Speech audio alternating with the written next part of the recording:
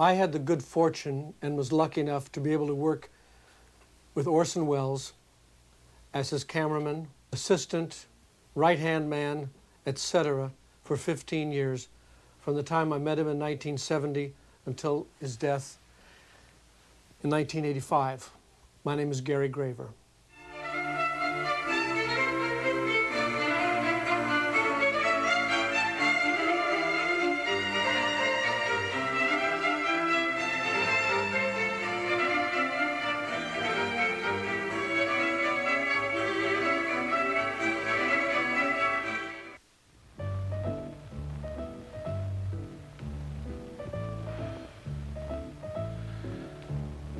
Hello.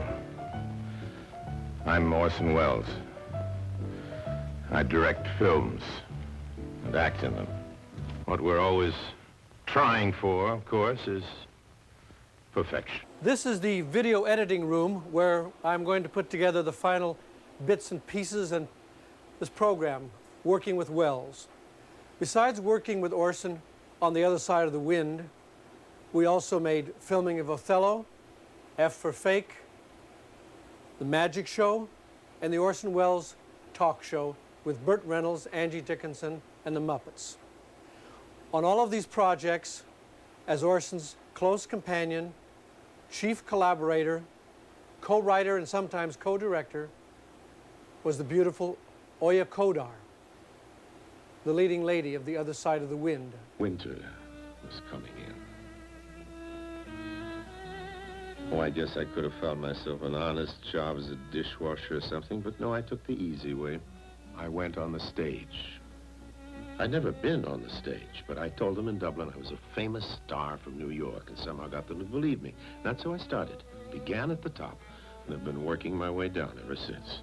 If acting is an art, cooking up that bogus Broadway career was a fine case of art forgery. And then later on the radio, well, we've seen how Elmire started. In my past, there aren't any Picassos. No, my next flight into fakery was by flying saucer. Now, the story of how I came to meet Orson is very interesting. I had been making movies for about 2 or 3 years as a director of photography. Before that, I was in Vietnam in the Combat Camera Group. I had directed a short and a feature film and was drafted in the Vietnam War. And I said I was a cameraman, which I wasn't. Shooting every day, I learned to become a cinematographer. Following that, I worked on such epics as Dracula versus Frankenstein, The Girls from Thunder Strip, Satan's Sadist, etc. And I had seen and was very much influenced by Orson's movie, Touch of Evil. That was the first movie I saw of his. And it was like a roller coaster ride. I came out of the theater and I said to myself, my gosh, people can really make a movie like this? It's so exciting, so rich with imagination. I knew that if I ever met Orson Welles someday, that he and I would get along. I just felt the camaraderie would be there, and it was. So one day in 1970, near the 4th of July, I was at Schwab's drugstore in Hollywood. And I read in Variety that Orson Welles was in town at the Beverly Hills Hotel. I went back to the phone booth, called him up, and to my surprise, he answered the phone. Hello? I said, Orson Welles? Yes, who is this? I introduced myself, Gary Graver. I said, I'm an American cameraman, et cetera, et cetera. He says, well, I'm very busy. I'm on my way to the airport. He says, I've got to go to New York to make a picture. He took my number and he said, call me later. I said, okay, that's fine. That's pretty good. So I went home. I drove up Laurel Canyon to my house. As I pulled in my driveway, the phone was ringing. I ran into my house, picked up the phone. Gary, this is Orson. Get over to the Beverly Hills Hotel right away. I've got to talk to you. Wow. I was surprised and shocked. I got in my car, drove over to the Beverly Hills Hotel, and there he was. And I was extremely nervous meeting Orson. I was in awe, and I was impressed to be in his company. And we sat down and chatted for a while, and he said to me, he says, I have a great idea for a movie, and I would like to work with you. He said, you're the second cameraman that's called me up. Only 2 cameramen have ever called me up and said they wanted to work with me. The first one was Greg Toland on Citizen Kane. He says, now you. So it must mean good luck. He says, I'm going to go to New York and make a picture, and when I come back, we'll start some tests and make The Other Side of the Wind. And as we chatted along, all of a sudden, he grabbed me by the back of the neck and threw me down on the ground. And I was down there looking. And he was holding me, and I wondered what the hell was going on. It was very strange. And he leaned on me, he pushed me down, and said, shh, shh, shh. He said, shh, shh, don't make a noise. And he looked up, and he was looking out the window all around. I thought, what the hell have I gotten myself into here? What's going on? Here I was with Orson Welles, laying flat on the rug in his Beverly Hills bungalow, not knowing what the hell was going on. And then after a few minutes, he said, come on, get up. And we got up. I said, well, what was that? He said, out the window, he said, it's the actress, Ruth Gordon. If she saw me in here, she'd come in and talk. He said, I want to talk to you. So that was my first meeting with Orson. When Orson Welles came back from New York, he called me, and I began a series of tests, and I was very nervous about it. The tests, as you see here, are shots of Orson sitting in the Beverly Hills Hotel bungalow that he rented, and I was shooting him. And these tests were made with the beginning of a test to see for lighting and how he looked and everything, and what I could do if I was a cameraman. And then we proceeded to shoot The Other Side of the Wind. I just want to run you down the cast list of who eventually ended up on the other side of the wind. John Huston, Peter Bogdanovich, Oya Kodar, Robert Random, Lily Palmer, Edmund O'Brien, Cameron Mitchell, Mercedes McCambridge, Norman Foster, Dennis Hopper, Paul Stewart, Susan Strasberg, Tony O'Selwert, Claude Chabrol, Stéphane Audran, Paul Mazursky, Henry Jaglom, George Jessel, John Carroll, Benny Rubin, Peter Jason, Gregory Sierra, Dan Tobin, and Curtis Harrington. One of the actors Orson recruited to play in The Other Side of the Wind was a man that Orson had met many years before in New York, Cameron Mitchell. Oh, it was a very powerful scene. It was just Orson's dialogue and direction, and there was a close-up on me, but it was so vivid and so real. I think it was somebody like Edmund O'Brien or somebody else, and maybe it was an AD, and he said he hadn't finished the close-up. There were more lines. And I said, don't worry. He changed the angle. So in that scene in the bus, Zimmer must have had 5 different close-ups. Orson was a great actor's director. He would say, extend, extend. And in Hollywood, all the things I'd done, everyone was fast, fast, fast. Say the lines, go, go, go. Orson was just the opposite. And I think some of those lines were probably the best I've ever done in my life, because it took forever, which is what Orson wanted. But I was not used to that. Who could be? Another time, we were doing the scene in Bel Air. If you remember, it was the night of the full moon. And he had been lighting for like an hour, which was a long time for Orson. And they had me up on the roof of some building or house. And he had been up there before and gotten down, and Orson was a very big man. I was afraid to tell him what I saw. And he said, tell me, goddammit, Cameron, tell me what it is. I said, well, it's the moon. He said, what, where? And somebody helped him, maybe 5 people, get up there. And he took a look. Now, I had suggested this to at least 10 directors before, because if you can see it with the eye, why can't you see it on film? On a bright, broad moonlight night in the desert, for example, you can see. And why shouldn't a camera see? I'll never forget. The only one who listened to me was Orson. He came up, took a look, we shot the whole sequence there by the light of the moon. That's Orson Welles. Before I did the film, I received this giant, heavy, thick script, which he changed as he went along. He shot the scenes, and there was a lot of the dialogue, hunks of the dialogue, but he would also, if he got a better idea, or even if you came up with something. I remember Huston coming up with new ideas, or Bogdanovich. And what he would also do, which I thought was terrific, is one day I would say a line, and then he'd say, no, it's not right for your character, and the next day somebody else would say the line. So if I had a line that I didn't like, I'd say, gee, Orson, wouldn't it be wonderful if Tonio said that line? It would give it another quality. And we'd say, oh, yes, you're right. It was only me in the bus with a bus full of mannequins, dummies. And Mercedes McCambridge was there. Mercedes McCambridge, maybe Paul Stewart. Edmund O'Brien, maybe. Yep. But the shot was impossible to make the way Orson wanted to make it. Go through tunnels, bright daylight, terrible traffic, noise, horns blowing, dynamite going off. Anyway, the scene is over after almost a full roll of a film, right? Right. And Orson says, "How was it, Gary?" And Gary said, "Well, Orson, magnificent." Yes, Orson, right. But you see, we go through all the tunnels and the shadows, and I don't want to hear that. One word. Magnificent. Magnificent. And Gary said, "Well, okay, Orson, magnificent."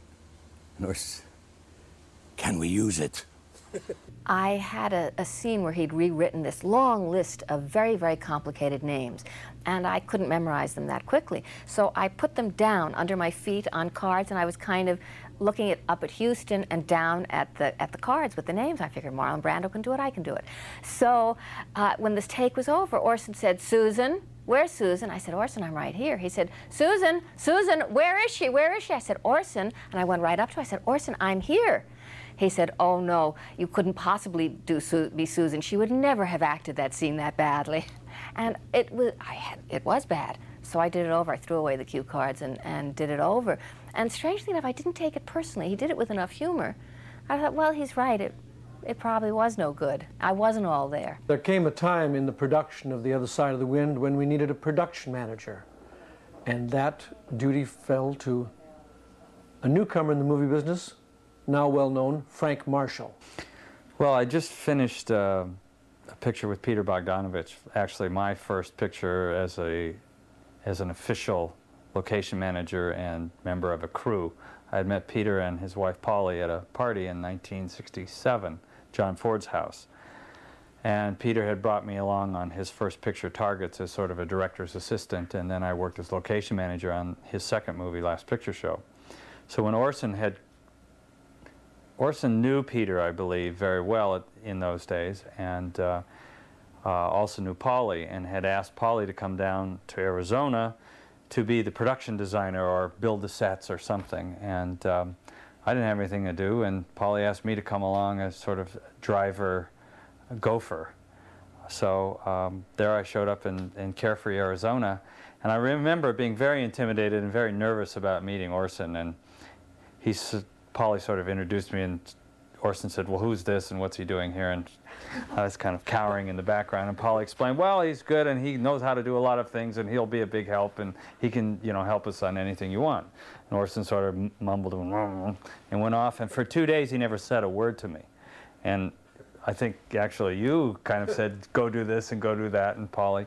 And I remember on the third day, he turned in the middle of something and said, "Frank, would you go do that?" And I about died because he knew my name. And I was his from then on, It was just this great moment for me that he actually, he believed in me then, and it was okay, so. As a very young man, Orson had conquered the New York theater and radio with the War of the Worlds broadcast.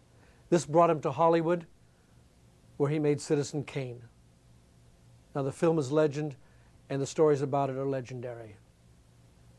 But there was a problem. The film was very serious, and Orson was afraid that everyone was going to take the film too seriously.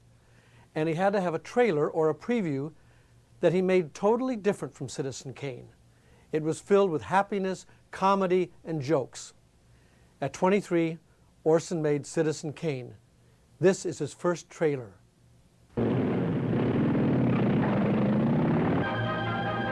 Mike! Give me a mic.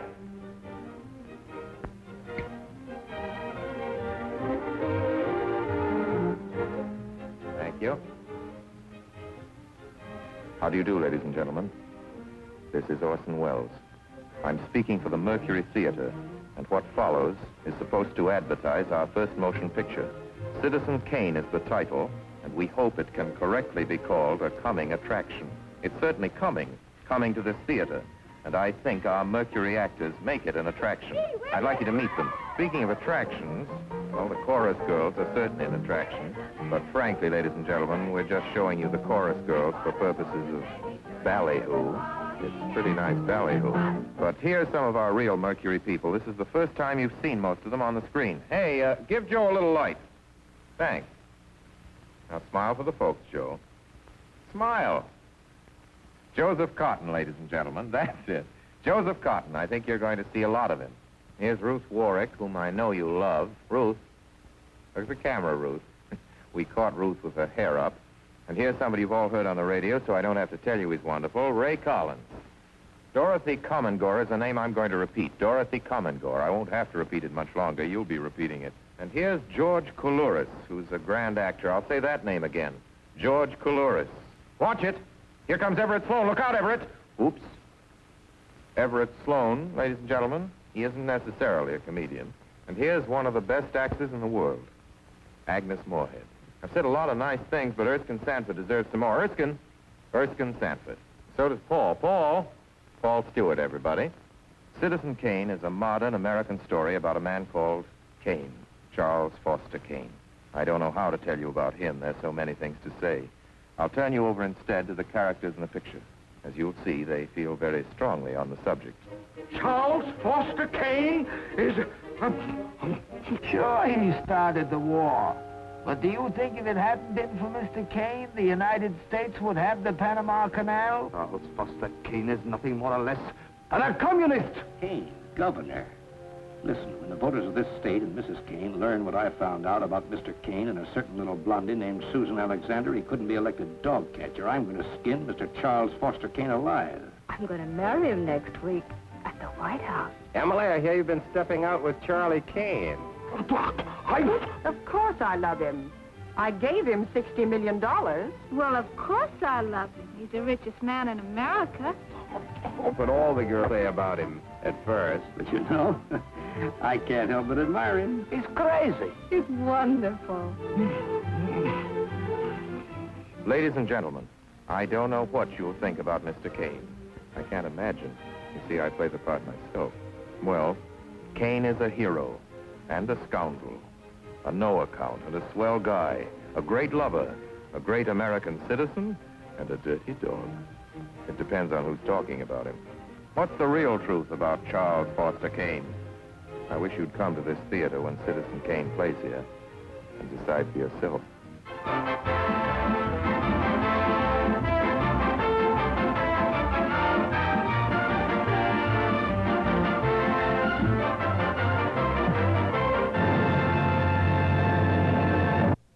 The last trailer Orson Welles made was for a movie we made in Europe called F for Fake, the story of Howard Hughes, Pablo Picasso, and Elmira de Hory, the fake painter.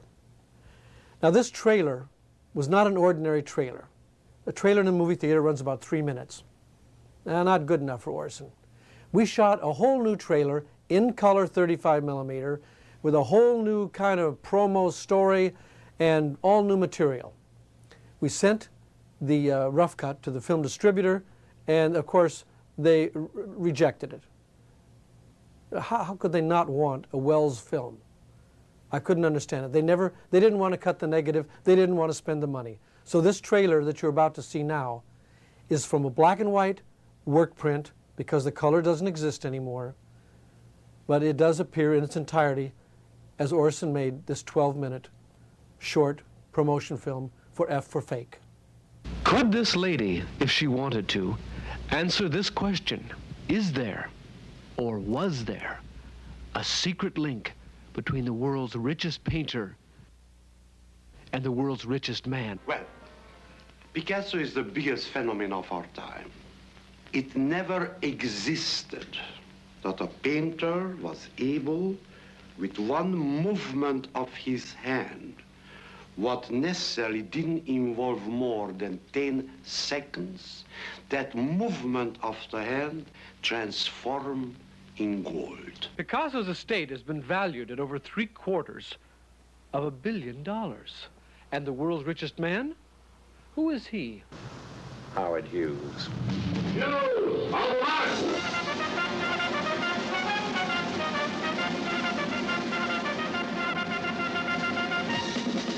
This week, as it must to all aviation's pioneers, the great heart of a welcoming nation went out to handsome, well-heeled hero Howard Hughes.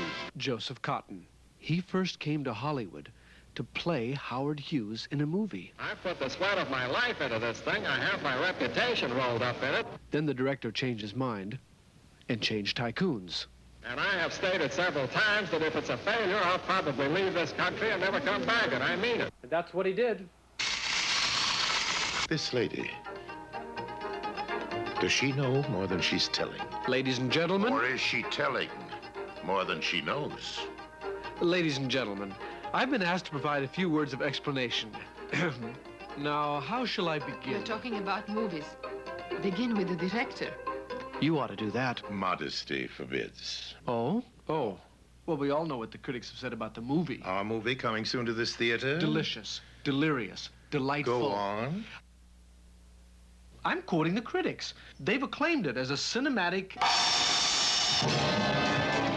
More than one movie director was involved in these proceedings. One of them was Mr. Howard Hughes. He really was a movie director, once. And he really did play an important part in this movie. I'm sorry, before he died, that is. If he did die. And if, in fact, that he was really Howard Hughes in the first place. Or any place. Was Mr. Hughes a vegetable? A spook? A gibbering lunatic? Was his hair down to his knees? Were his fingernails 9 inches long? I photographed his ham sandwich. That's no lie. I really did. Why should anyone doubt you? Well, after we finished shooting this film, several of our leading characters have been doing time in Spanish, American, and Swiss jails. Why should anyone believe any one of us? Exposed, a man who holds the art world to ransom. Mrs. Irving, before she turned up at the Swiss bank disguised in a black wig. So why do you want people to do fakes? Because the fakes are as good as the real ones, and there's a market and there's a demand. If you didn't have an art market, then fakers could not exist. I know one thing. I never offered a painting or a drawing to a museum who didn't buy it. That never refused one. Never. Oh, yeah. They never caught her.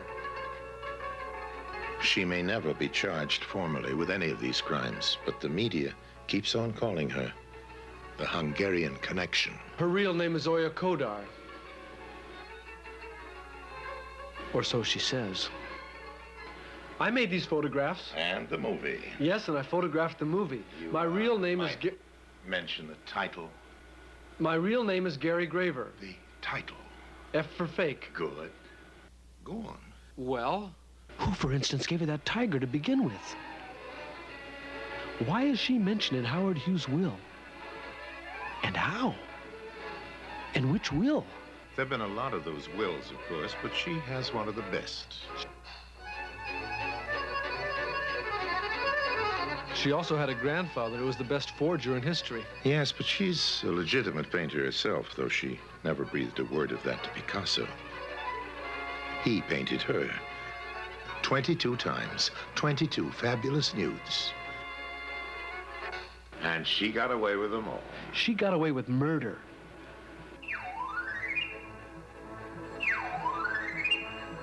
And then there's the autobiography. Whose autobiography? Whose? Hughes. Why, before Michel Legrand started writing our music, Clifford Irving had finished forging that manuscript. And in handwriting, the experts swore was genuine Hughes. All the world loves to see the experts and the establishment made a fool of. Irving was our expert on forgery. An expert critic and observer. We never dreamed that while he was acting in our picture, he was secretly committing forgery himself. The author of the fake autobiography was also the author of a real biography about a faker, the great art faker, Elmire. Great faker of the 20th century becomes a modern folk hero for the rest of us, who have a bit of larceny in ourselves, but simply don't have the courage or the opportunity to express it. The following commercial message, which is fairly brief and completely dishonest, concerns the advent soon on this same screen of the motion picture entitled F for Fake, which rips the veil of secrecy from a whole series of scandalous items. For instance, the 22 Picassos, worth who knows how many millions. How did this young woman get her hands on them? Why did her grandfather soak them all in gasoline and burn them to ashes? People wonder why it was so difficult to get permission to show this film in America. They should remember that when F for Fake was playing to packed houses in the rest of the world, Howard Hughes was still alive. Supposedly. And if Coda was carrying on with Picasso in the south of France, how did Hughes, who was busy at the time growing his toenails in Vancouver, make it to those secret meetings on the Mexican pyramid? And what about the tiger? Who is under that sheet? By what strange chain of circumstances did this savage beast move from Managua to a penthouse swimming pool in Beloit, Wisconsin? And who is this man? See F for Fake, the movie that dares to ask that question. The UFOs, Gary, we were going to mention, remember that the unidentified flying objects only appeared after my radio broadcast? And what about that flying object? Ah, what indeed? What am I doing with Oya Koda's grandfather? Her grandfather died before Howard Hughes, practically in Picasso's arms, unrepentant and unpunished after a long lifetime of crime. Many of the more distinguished victims of this levitated old crook maintain that, practically speaking, he was so anonymous, he may never even have existed. And here... Ladies and gentlemen, suppose I come right out with it and admit to you now that my old Martian hoax on the radio was... well, not exactly a hoax.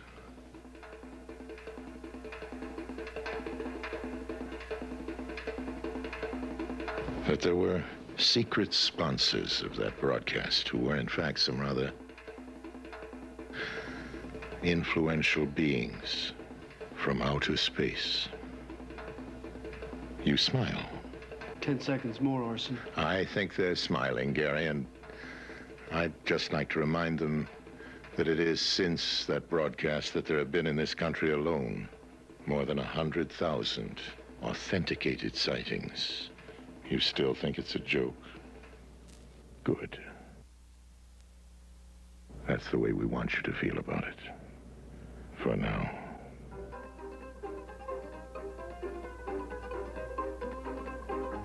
We'd like to make this little commercial message as modest as possible. So we'll just say that critics all over the world have called it a masterpiece.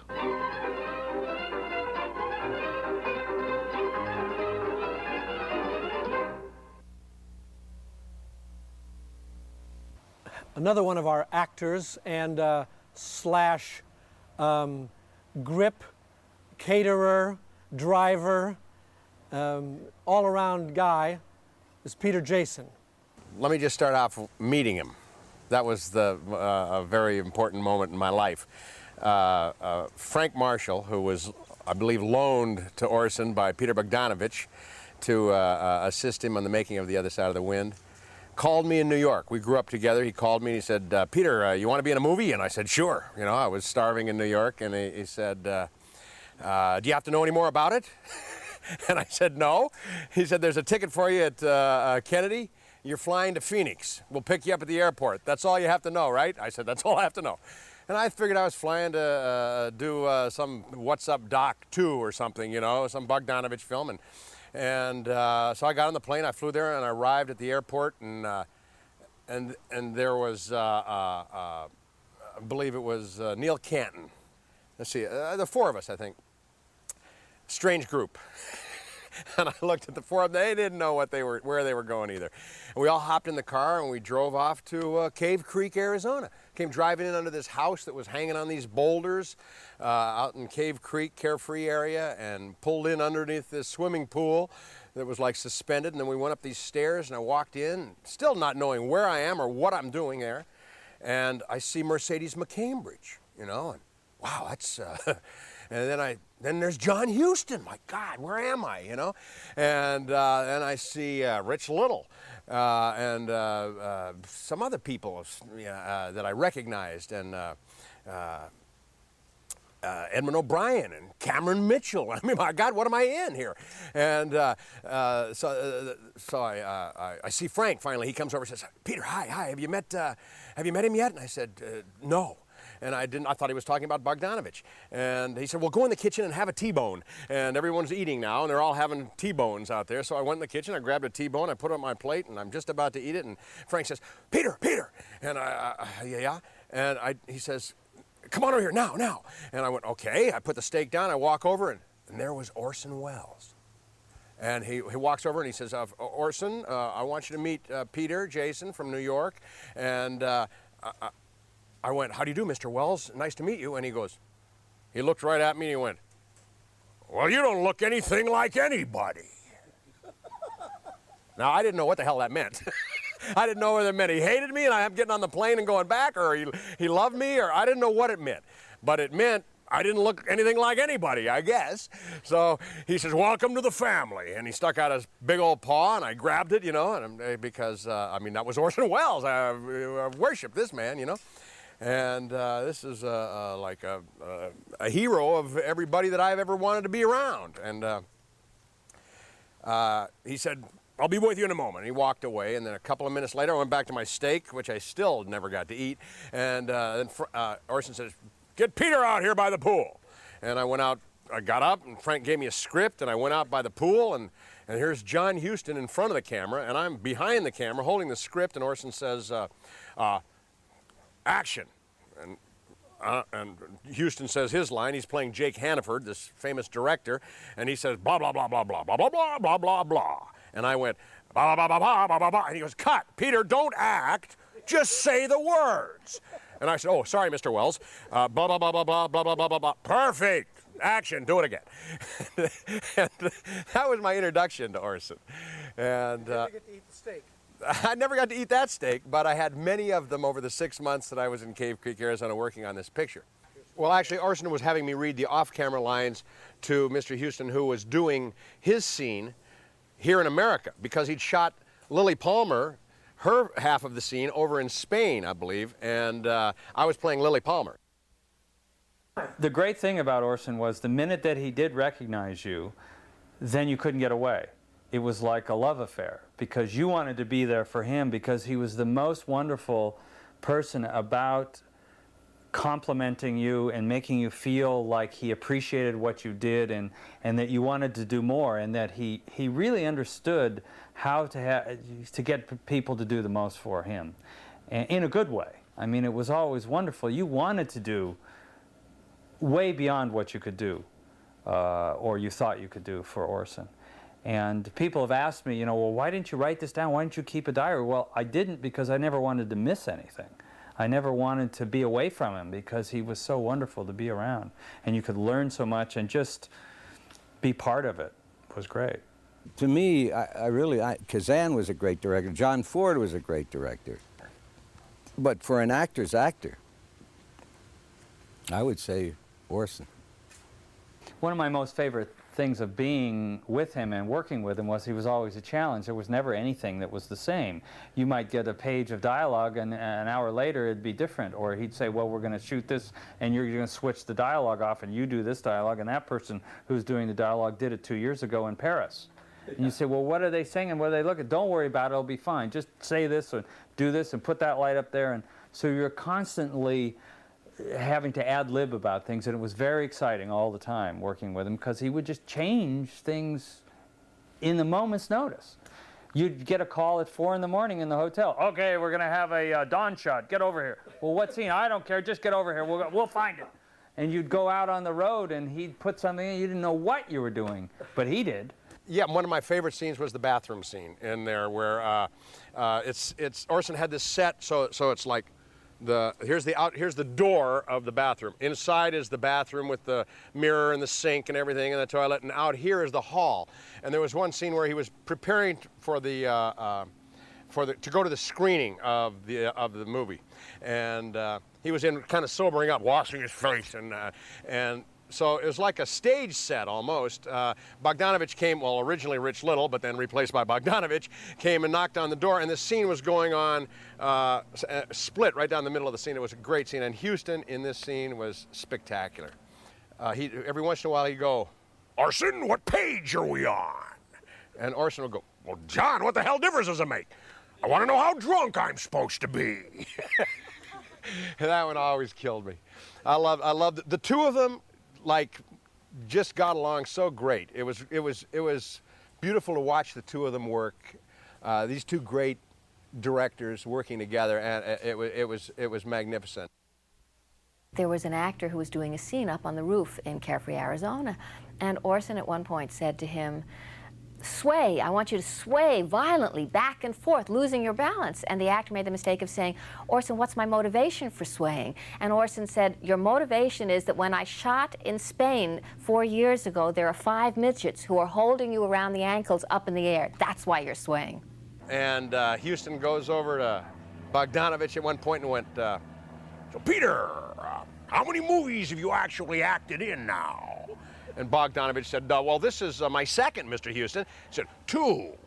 Makes it easy to count." And he had, everybody fell apart, you know.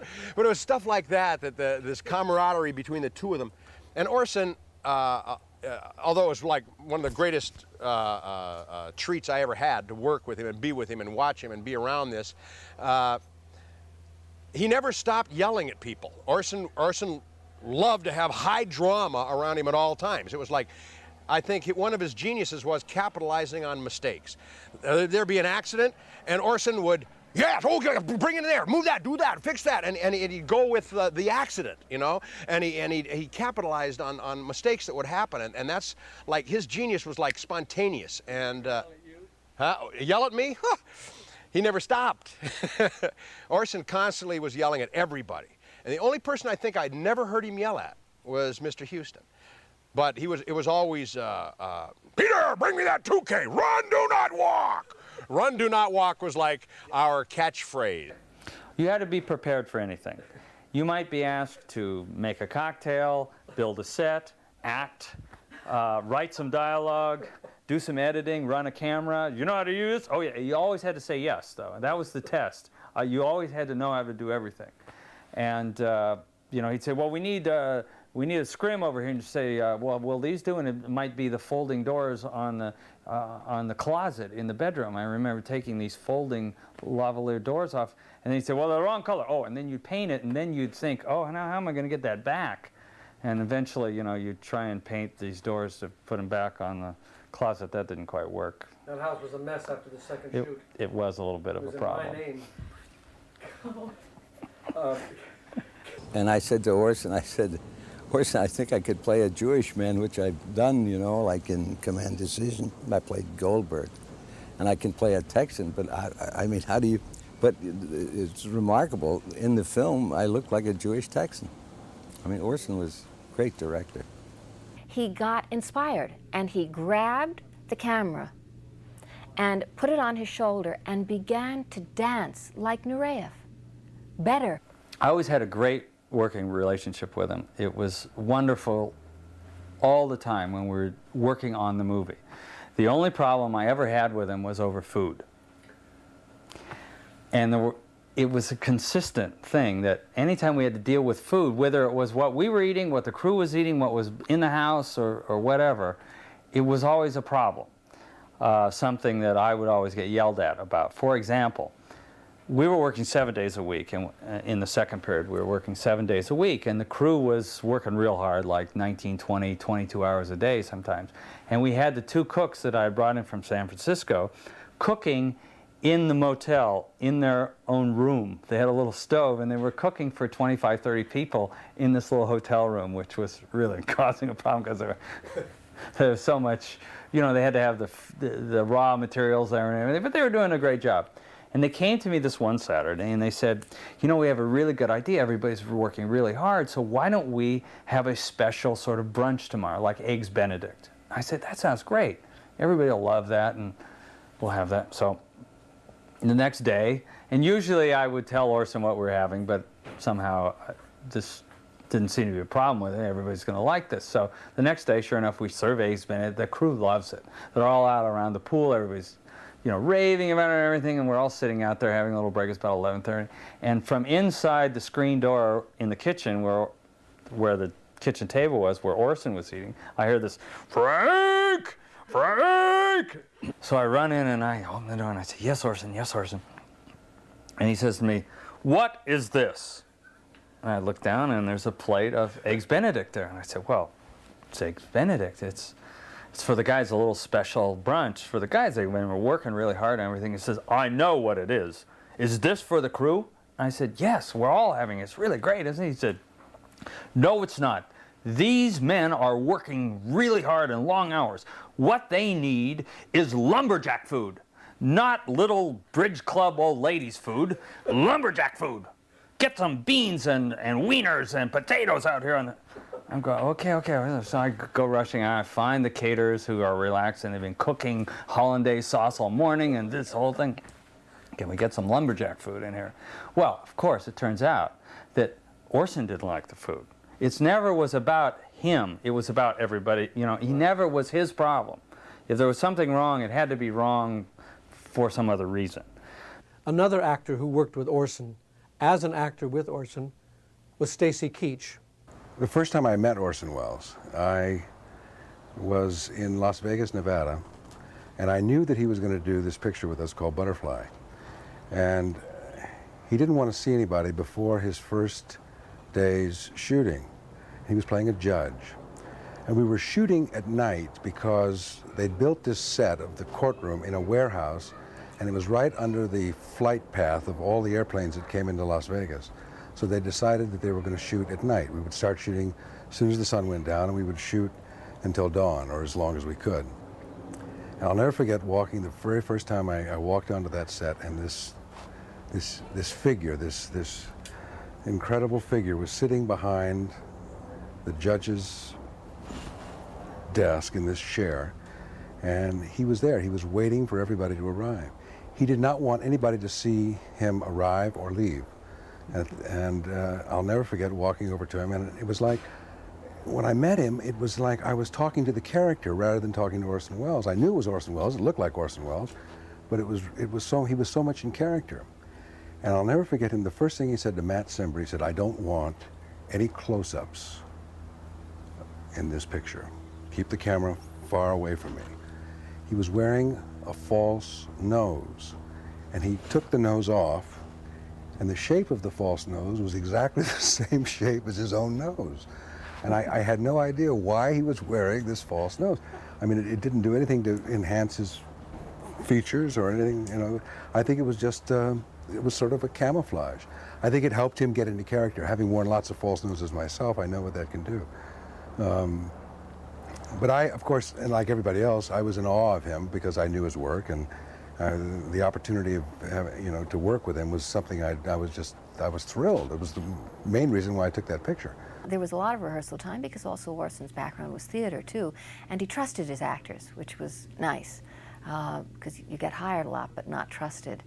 And he also was very open. You know, it's interesting that you think somebody who's genius or has that kind of intelligence would, and there are so many egomaniacs in this business, and God knows Orson had a big ego, but he was very open. If anyone gave him a wonderful idea, he was very flexible and open to it, which I think real artists are.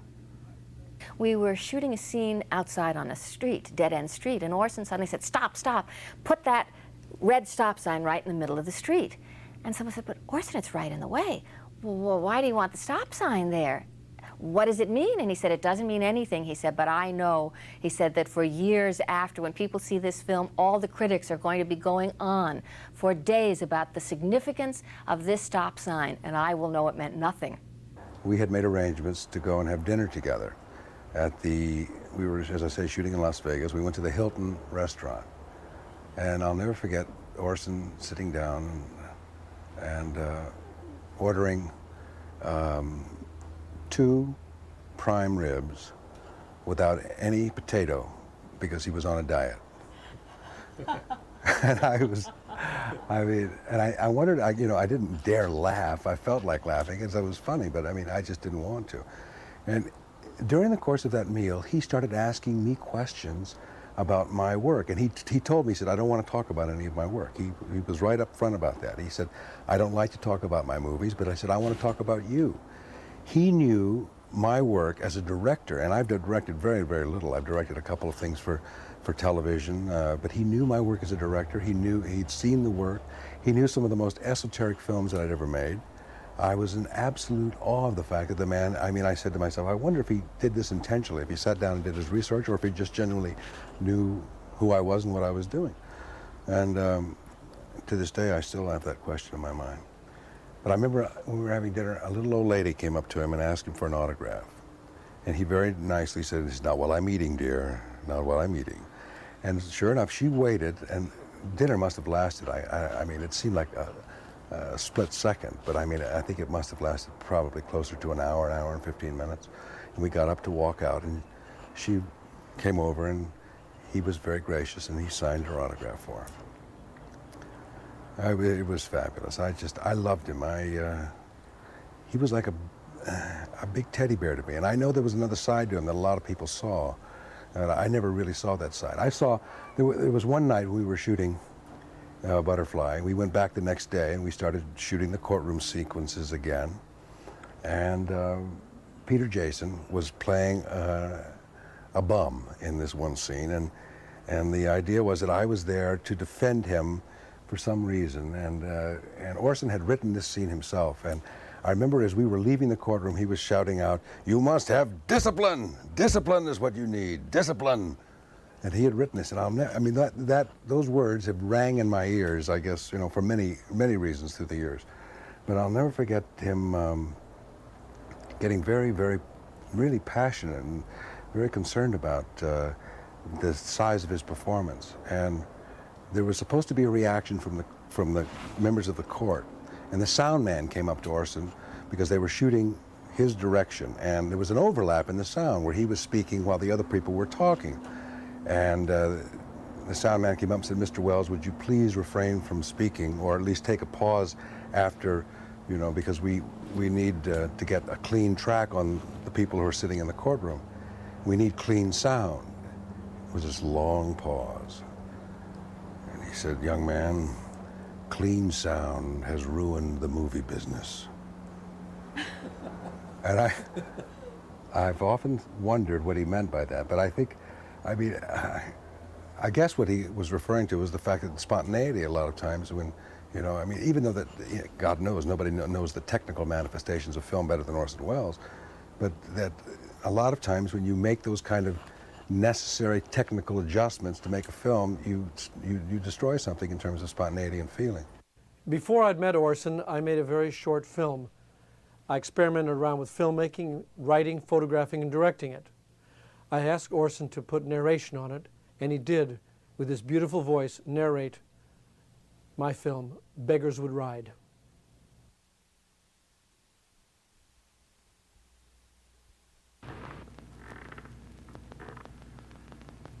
If wishes were horses, beggars would ride. If turnips were watches, I'd wear one by my side. The author of this verse is anonymous, but the story is as old as civilization. Men have been dragged off to prisons, driven into armies, enslaved in futility. Men have moved without question, acted without thought, and obeyed with silent hearts, while boys have dreamed of being men. As dark figures pass into the night, the wind becomes a dream. A dream of silence. We started shooting filming of Othello in Paris in 1977 or 78. We started with Orson's old friends from the Irish Theatre, Michael McLeomore and Hilton Edwards. Now this scene you're about to see was shot in the Georges V Hotel, the most expensive in Paris. How did I get the camera up there? Well, Orson had me put it in a suitcase, of course, and carry it up through the lobby, up through the elevator, and into the room. And there behind closed doors, we started the filming of Othello. However, I envy Michael his languages. I envy Michael his certain qualities. Well, you might envy any head. I envy you, your capacity. You described it to me years and years ago as another actor, and you said he had a wonderful capacity for displacing air. Now, believe you me, no greater cubic capacity of air has ever been displaced by any human being as is being displaced by you at this moment. But you said something of the sort to me when I auditioned for you 300 years ago at the Gay Theatre. You also added that I was a bloody bad actor. No, but I always knew you were a potential. You're a politician. You're in the Congress, and you wish you were in the White House. That's envy. You think the president is making love to your wife. That's jealousy. I was just going back in my mind to that business of Othello's age and wondering how many other mistakes, how many other misinterpretations I was guilty of that you were too nice to mention during the shooting. There was never one direction you gave me with which I disagreed personally. Never one. Well, that's bad. Never one single one except take the cloak and go. Oh, yes. I think I'd better explain. That's a family joke. There was a scene in which you were supposed to take up your cloak and, yes, and go. And I disagreed passionately. And what? I wanted to make the most of that. Well, yes, whenever I wanted to simplify the action or the business or whatever it was, to eliminate superfluous decoration, I just repeated that privately famous line. Will you take the cloak and go? That's all you have to do, you said. Now, just for a moment, I'd like to quote from the play itself. Othello, alone with Iago, as he's first beginning to doubt, says, I swear 'tis better to be much abused than but to know a little. What sense had I of her stolen hours of lust? I saw it not, thought it not. It harmed not me. I slept the next night well, fed well, was free and merry. I found not Cassio's kisses on her lips. For 1 week, every morning while it was still dark outside, Orson, myself, and our assistant, Agnes Millerand, would leave the Hotel Cipriani in Venice, Italy by motorboat. We would be taken to a waiting gondola in the canals to film in the early morning light, which Orson loved, the dawn shots. Here Orson would retrace his steps in pointing out the locations at which he filmed Othello many years before. I captured him and Venice on camera to be a part of the Filming Othello documentary made on assignment by Orson for German television, to be shown in conjunction with his original Othello. Most residents recognized Orson in his famous black cape and hat and cigar and waved hello. Working with Welles, you never knew what you were going to do. Yes, I was the cameraman most of the time on all of his projects for the last 15 years of his life. But who would know that I ever had to come up and be a magician's stooge? Most times I would work backstage and not be seen, but also I would be picked out of the TV audience at random and come up on stage using another name, not my own, and Orson would have me assist him in a trick. On one show, I accidentally set my watch ahead 1 hour and screwed up the trick. And sir, you have a watch. Yes. I want you to change the time of the watch without looking at it. In other words, don't look at me. In other words, move that little gadget. Yeah. And then put your hand over the watch. Did you do that? Yes. Right. Now, I'm going to give you where the small hand is. I think it's on 9. Would you check and see what his watch is? Closer to 10. I'm sorry I missed it by an hour. I don't know what you have. Well, you have something here. What is it? You have a wallet there? Wallet. Let me see if you've got a wallet there. Yes. Would you take the wallet out? Yes. Now, the wallet is going to go in the hip pocket, and the hip pocket is out of bounds. Will you put it in your hip pocket? Okay. Thank you, Chris. Now, ladies and gentlemen, this lady, who is a stranger to us, alas, is going to decide which pocket of Chris's that she likes. He has one pocket here. Do you have a breast pocket? Yes, we took that out, didn't Yes. we? Yes. You have one trouser pocket, another trouser pocket. Out of bounds is the hip pocket, right? Don't misunderstand me. Now, we have a breast pocket, a pocket here, a jacket pocket there, pocket there. Left, right, which do you like, left or right? I'll take the right. Right. Do you want trouser pocket or jacket pocket, or do you want that? Well, you couldn't have that, could you? No, the trouser pocket. Trouser pocket. And the card was? 2 of clubs.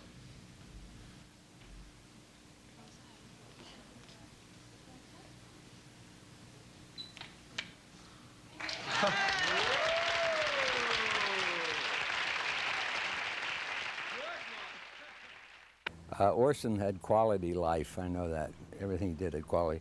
Anyway, I was a very poor would-be actor, and I worked, let's see, about 90-some hours a week in this horrible theater. You carried a 5-battery flashlight to fight off the strange people who tried to attack you. And it was between a burlesque house and another theater on 42nd Street that played like a triple bill, 10 cents admission for 3 horror films, you know. And I remember the coat that I had on was like a trench coat, you know. But I'd bought it in a secondhand store. It cost me 35 cents, which, you know, but it looked great, you know. You strapped it in. I think my shoes I can't even go into that yet because they were so horrible. But they had what you call throwaway dickies then. It cost 15 cents, but mine wasn't a throwaway because I couldn't afford it, you know.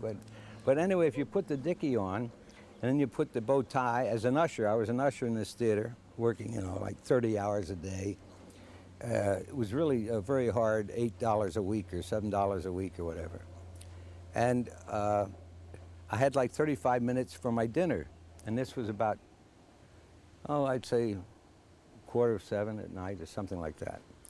And I always would fantasize. I thought, you know, the Rockefeller name was important, and I thought, well, I'd look like the son of Rockefeller. Everyone would think this is a dinner jacket underneath. It was an usher's outfit, you know, with stripes on the legs, but the trench coat hid the stripes. There's a big man looking at the posters, the stills from the horror films, and I recognize him. It's Orson Welles. And I go over because I think I look like a very young, affluent member of society.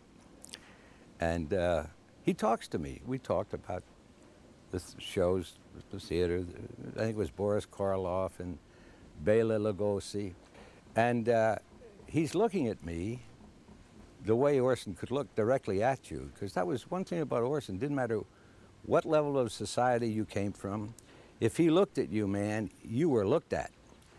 And he slowly goes down my figure with his eyes to my shoes. And I look at these terrible shoes, torn apart, holes everywhere.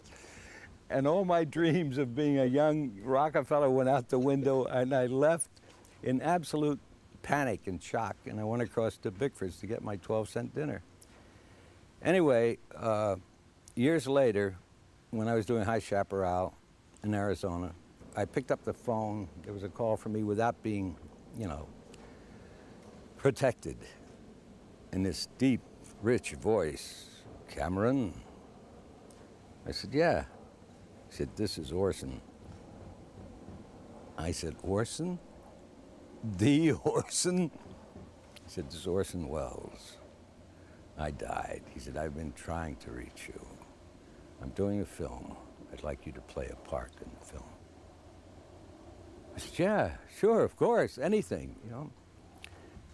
And near the end of the shoot, he said, Cameron, he said, well, I said, what? You know, anything Orson said was important. No, it's better left unsaid. I said, no, Orson, what? He said, did you ever get those shoes fixed? He remembered it. He remembered it, and I was nothing, I was nobody, to show you what a strange, wonderful mind he had. No one would believe me, Gary, but you. Shooting the other side of the wind, here is Cameron Mitchell standing with Orson behind him, and I'm to the right, behind the camera. I was doing a guest shot on Silver Spoons, right, with Ricky Schroeder, and Gary Coleman was on this week, and we're in rehearsal. It's a 5-day rehearsal. You tape Friday night. And on Wednesday at about 10 o'clock, we're in the rehearsal room at Universal, and we're all rehearsing, and the phone rings, and the script girl goes over and answers the phone, and she goes, Peter Jason, it's for you. It's Orson Welles. And everyone in the room froze, including the director, who was like a longtime TV director, Mr. Shea, and they froze. And I kind of flushed and went, oh no, what does he want? And I went over and I said, hi, Orson. And he says, Peter, we need you. I said, Orson, I'm doing a job here. I'm getting paid. I mean, I'm acting here for money, and I'll be working all week. No, we need you now. I said, well, what are you doing? He said, well, we're down at the Variety Arts, downtown L.A., and we're shooting this magician movie, and I need a heckler. Heckler from the crowd. You're coming out of the crowd. You got a gun. You shoot the balloon, and Oya falls, right? I'm suspending her, and it's a trick, and we need you now. We're shooting it now. And I said, Orson, I'm in the middle of making money here. I'll be here all week long. No, Peter, you don't understand. We need you now. And I said, Orson, you don't understand. I'm being paid. I'm under contract here for this week. And he said, let me talk to your director. And I said, no, Orson, you can't talk to the director. Give me the director.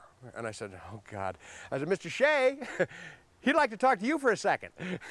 And me? You know, and this guy, wow. Hello? Yes, Mr. Welles. Oh, I understand, Mr. Welles. Yes. Well, sure, we can work around him. Oh, yes. Well, okay, goodbye. And he says, Peter, he needs you. And I said, well, I know, but I'm working for you. No, we can work around you. He needs you now. And that's Orson Welles. And I went, I know. Should I go? You have to go. He needs you now. He needs you now. And I went, okay. And he said, Peter, before you go, when you go down there to do this thing for him, would you ask him for a cigar? And I said, a cigar? He said, yes, I'd like to have a souvenir, a cigar, one of Orson Welles' cigars. And I went, okay, I'll ask him, see you tomorrow. And I took off. I drove downtown. I went in. Orson's there doing what he loved to do, eat. He's there having lunch when I arrive. And no rush, Peter, we're eating. And you want some food? Here you go. And we're eating in this theater, the Variety Arts. And then he says, all right, now with a shot, I want you coming out of the balcony. You're coming down. You have a gun in your back. You're drunk. You're a heckler. And you're yelling, fake, phony, get off the stage. And shoot the gun. One of the bullets hits the balloon, and Oya, who is levitated, comes crashing to her feet come crashing to the stage. And then Orson, dressed as a magician, says to the audience, no problem, folks, no problem. He's just a heckler. I will now make him disappear. And he says, he backs me up to the curtain, and the old trick, I get knocked on the head from behind the curtain, and they drag me underneath the curtain. Just one little simple scene. We did it. Took a couple hours, and I'm leaving, and I said, Orson, I promised this director that I'd bring him one of your cigars. And Orson said, what? One of my cigars? Never! No, never! I said, Orson, he let me get out of work to come and work for you for free here, and the least you can do is give him a cigar. One of my cigars? Never! No, Peter, no. Anything else but my cigar. Never! And I couldn't believe it, He's not going to give me a cigar? Can't believe it. Well, yeah, thanks, adios, I'll see you later. And I start walking up the aisle. Peter! Yes? Here, give him 2 of them. Tell him thank you. And he gave me 2 of his cigars, which I went back and gave to the man, and the guy probably has them in a glass case on his mantelpiece, I wish I could have had him sign them. But Orson was definitely an original and one of a kind. And you'd do anything for him. you know, anything. And Orson was always riding in that convertible, the yellow convertible. So he always wanted that around because it was a great car for him to ride in with the top down and everything. So it was go find a drive-in movie theater that we can shoot in. So there happened to be one out on Sepulveda, right where Builder's Emporium used to be. And so I went and it looked fine, and you know, I saw how you could get in and everything, and I said, okay, let's just show up there. And of course, in those days, we never asked permission to do anything. So we drove in there one morning. It was like a dawn shot. We're always doing these dawn shots. So we drove in and we were shooting away and everything. And suddenly I looked around and there were the police coming in a car and driving in. So we ran over and said, Orson, turn around. So the police drove up and we all kind of started over. And of course, that was quite a while ago. And we were always using the alibi that we were from UCLA and that we were some film students out just making a little, you know, school film or a project, because we were shooting on 16 and it didn't look real official. And I remember I was there talking to this policeman and looking through the window, and just right behind the policeman in this big yellow car is Orson Welles sitting there with a cigar, kind of trying to look like you couldn't see him, and of course he's just filling this car. You know, if they had ever looked over there, they would have totally blown it.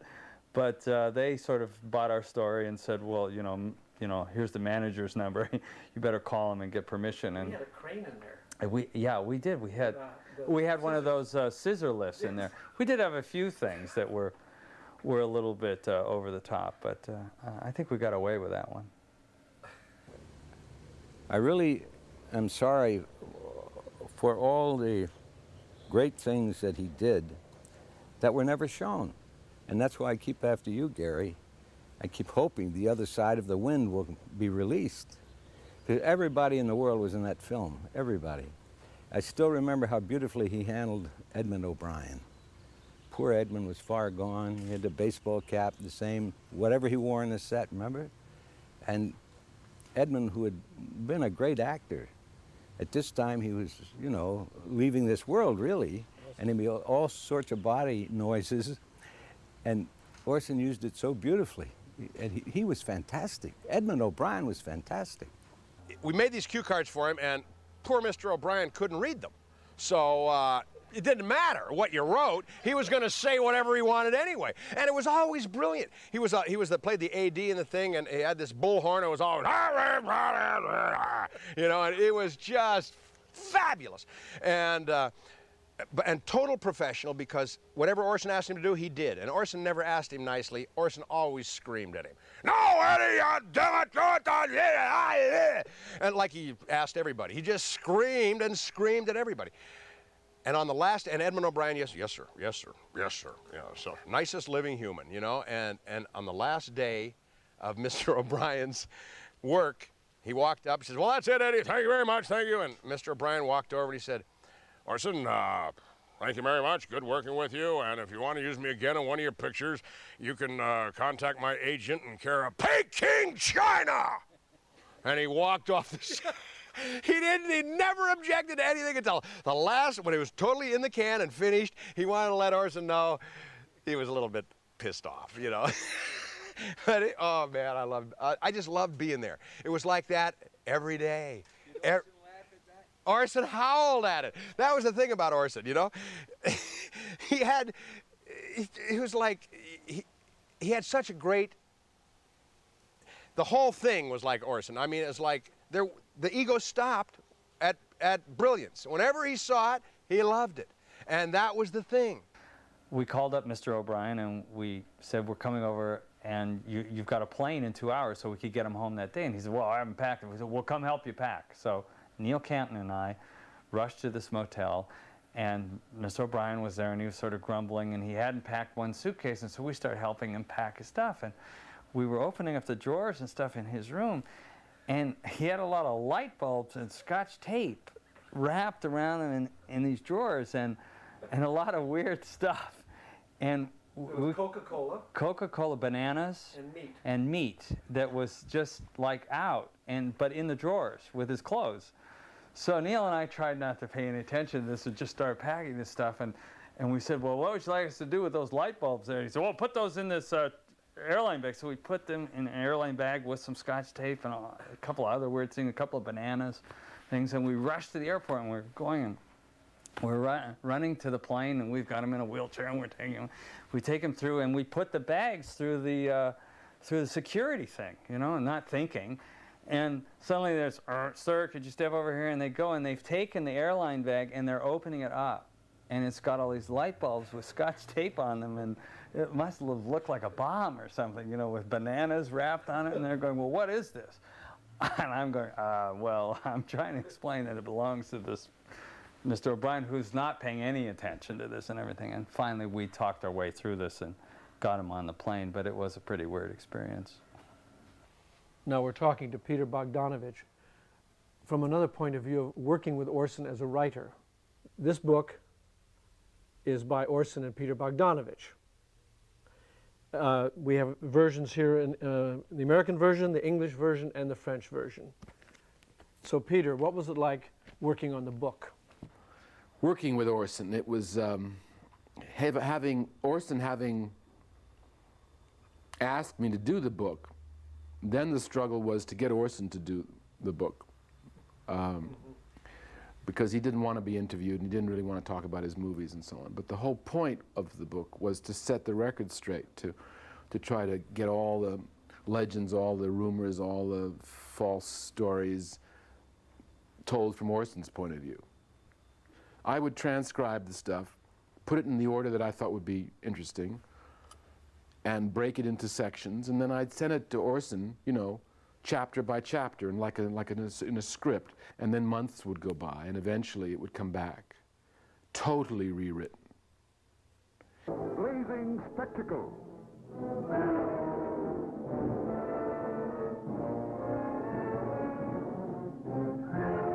A pageant of power. Shaking the screen as it once shook the world.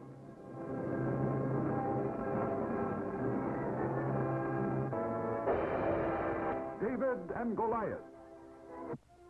Out of an age of splendor and savagery comes the most glorious adventure story from the greatest book of all time. David, gentle poet, the simple shepherd boy who became a warrior king. Goliath, the brutish monster of inhuman strength. Tumultuous times of the pleasure-mad Philistines.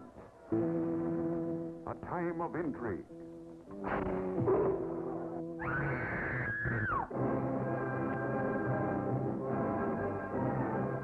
I would talk with this shepherd. Bring him to me.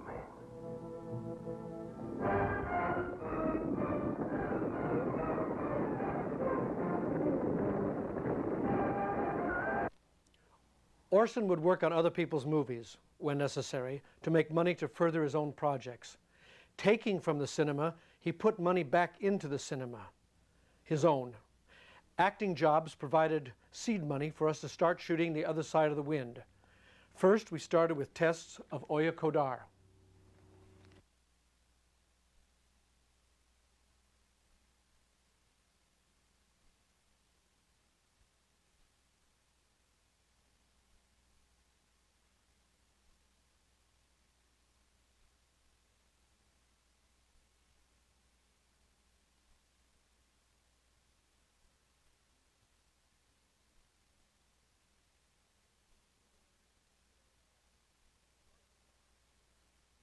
Orson was not egotistical in a way. It's my script, it's my movie, you got to do it my way. No, it was like, it's our movie, we're making a thing here, and let's make it. And anyone who wasn't working on that, it was like, we'd all hide out behind Orson. Orson would sit here, you know, and Gary and Frank and Rick and Neil and myself, we'd all like hang around behind him because, number one, you weren't in his periphery, you weren't going to get yelled at. That was number one. And number two, we could also be watching everything he was watching at and try to get it before he saw it, you know? Try to fix it before, like if that lamp had something hanging on it, you know, but every time I started to make a move for something, Orson would say, somebody get that lamp thing hanging on the lamp.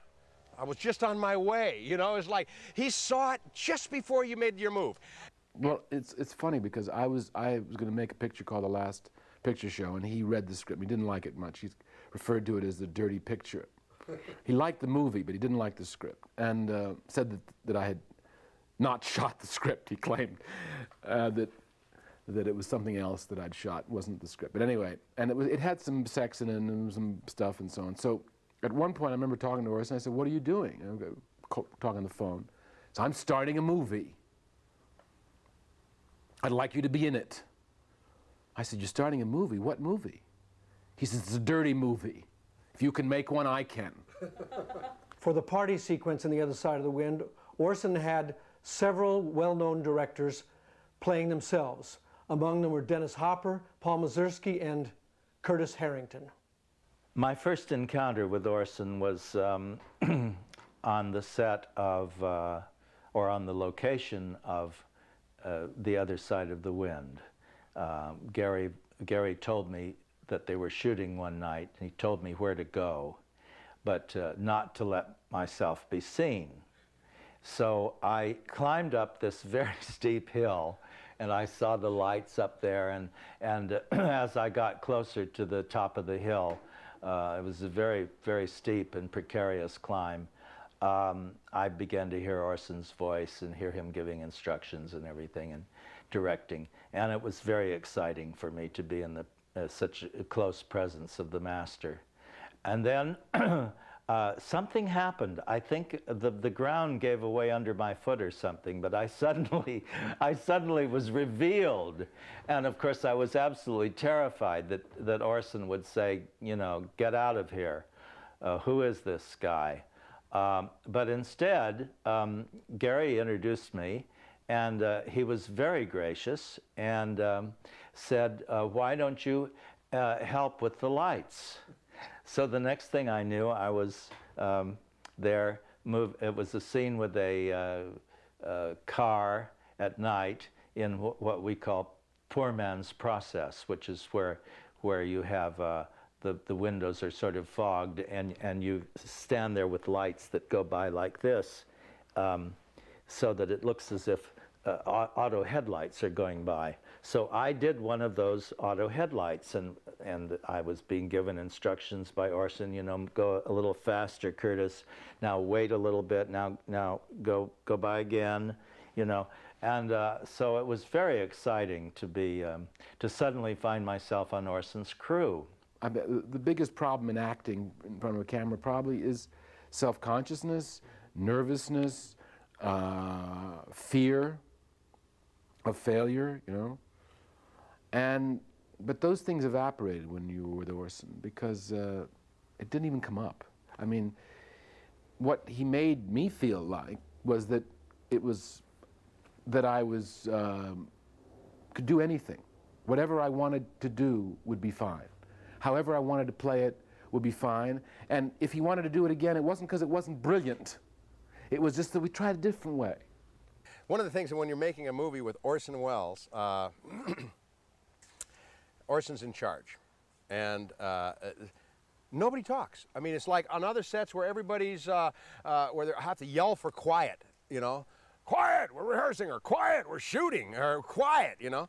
On Orson's set, Orson's the only one that talks. You were sent for, weren't you? Sir, I was. You've come at the wrong time. Oh, no, sir, I came immediately, sir. The minute I heard my name. Do you want me to go away? You're here, aren't you? Yes, sir, I'm here. Then stay. Yes. Knees. No. Who is your advocate? You. And beside me? No, sir.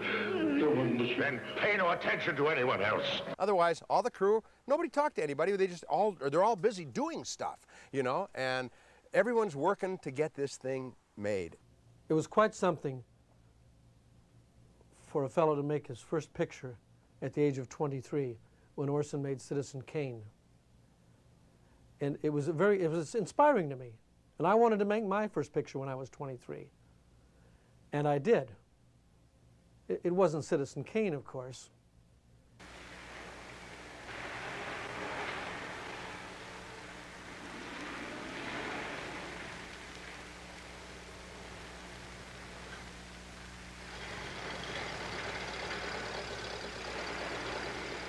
Moving onto the boulevard, filled with kids who come from all over to make fun of the people who live in Hollywood. and the girls who sit in their cars with the windows rolled up and the doors locked tightly, and of the old ones who die here in anonymity, removed of their once popular silent film hero figures and reduced to bit player or dress extra or dishwasher. Of the crippled of mind or body or spirit who breathe and live out the comedy of Hollywood. The empty faces of the character man, the comedian, or the leading lady never end. It's an endless around-the-clock parade of aspirants who can't go home, who don't want to go home, who love it, who hate it, who have to be near it. It matters not what the price.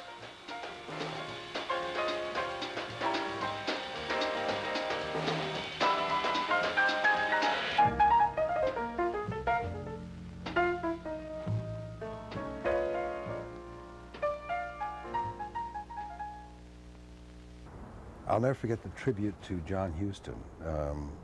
When John Huston was honored at the AFI dinner, and Orson was the keynote speaker. And interestingly enough, I'd heard many times from John Huston that the only man he really respected, one of the few men he respected in this business, was Orson. And I know that they had a mutual kind of respect. They loved each other in a way. And I think that they really enjoyed one another's company. And I think that they provided for one another a kind of, not only a friendship, but also somebody that they could look up to. They were sort of mirrors of one another in a strange kind of way.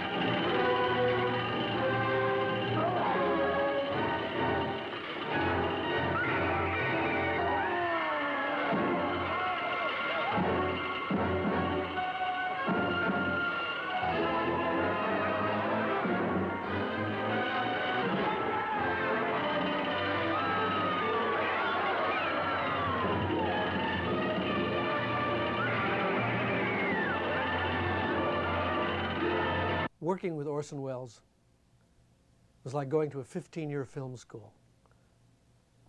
I learned so much, and he made you learn. I mean, you know, camera, sound, lighting, editing, everything. I couldn't have had a better teacher. And Orson was also a very generous man. He was hard on you. He was a taskmaster, and you had to work with Welles because he was hard on himself. But he couldn't help it. He just was driven to be creative, and he loved to make films. I'm lucky. I got to work with him. For many years, Yugoslav filmmaker Oya Kodar lived and worked with Orson Welles. What are you watching? Orson Welles film. Which one? Merchant of Venice. You seen it? Now, nearly 50 years after Citizen Kane, she has made her first film. This will be the only Los Angeles appearance of one of the world's most celebrated sopranos, Rosanda Orsino, as Salome. Now take the dog to the groomers and call Edith Lipman. Tell her I'll be late. And nightmares begin. Are the makings of the year's most unusual movie, Jaded. Hold it right there. Don't move. There, yes. He made a big mistake. A big mistake. Because I'll get him. That's great. I wonder what you are best at. Could you imagine me in your lap instead of him? Who are you?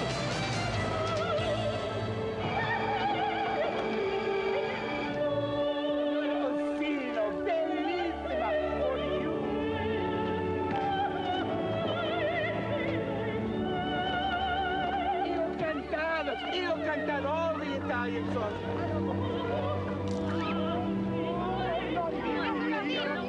There truly has not been one greater than John the Baptist. Jamie, a film by Oya Kodar.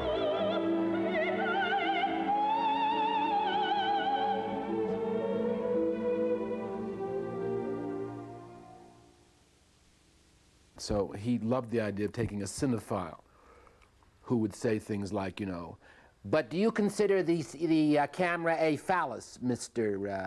Hannaford? You know, that's Orson's favorite stuff. And he'd throw those kind of lines at me. Ask him if it's a phallus. The camera's a phallus, you know? Ask it like with that voice.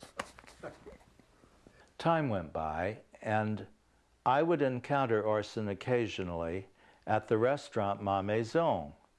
And he, one day when I was there, I was on my way to the men's room, and I didn't want to bother him because he was there almost every day, and I only went there occasionally. I didn't want to bother him, but he saw me and he said, "Curtis, come over here." So I went over to his table and he said, "Now, Curtis," he said, "when you come to this restaurant and you see me sitting here, I expect you to come over and say hello to me." It was there that I saw him for the last time. Sometime later, I was at the restaurant. I went over to say hello to him, and I remembered the exact conversation that we had, and it's kind of a nice way to remember him. I was very dressed up. I'd had some kind of an interview or something that day, and he looked up at me and he said, "Don't you look splendid?" And I said, "You look pretty splendid yourself, Orson." And those are the last words I ever said to him. Well, Orson was, you know, a complete artist in a medium where most people aren't even half-baked artists, you know. It was the greatest experience in my theatrical career. In my 28 years of being an actor, it was the greatest time I ever had. It was also some of the toughest. It definitely was not Orson's ability to do something common or something, you know, conventional. This was the last picture I was to take of Orson. Using what he called my trusty Nikon and 2 small lights, we did photo tests for what he had hoped to be his next production, King Lear. When Gary came to me with the idea of this project of working with Orson Welles, I was very pleased to get involved in this production. Gary and I have made several feature films together over the past years, and I was always aware of his dream, setting down a permanent record of years of working with Welles. Orson's avant-garde style of filmmaking and a genius at writing, design, and staging may have outdistanced him from the rest of the Hollywood community. But that is what made him Orson Welles.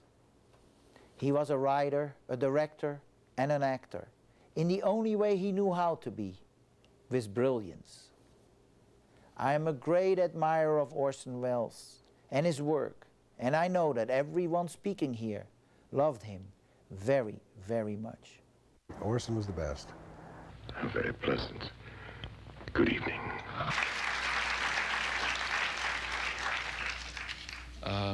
Our next guest, next speaker, has been Orson's friend and cameraman for about 15 years, and a friend, very good friend, underline.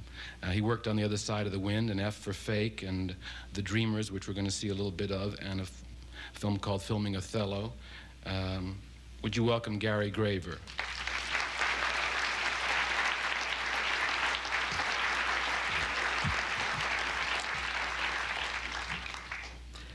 The thing that's sad to me, really, is that I want to talk to Orson. You know, I wish I could talk to him and tell him a lot of things right now. That's what probably makes me feel saddest of all. But anyway, working with Orson, a couple of funny things have happened.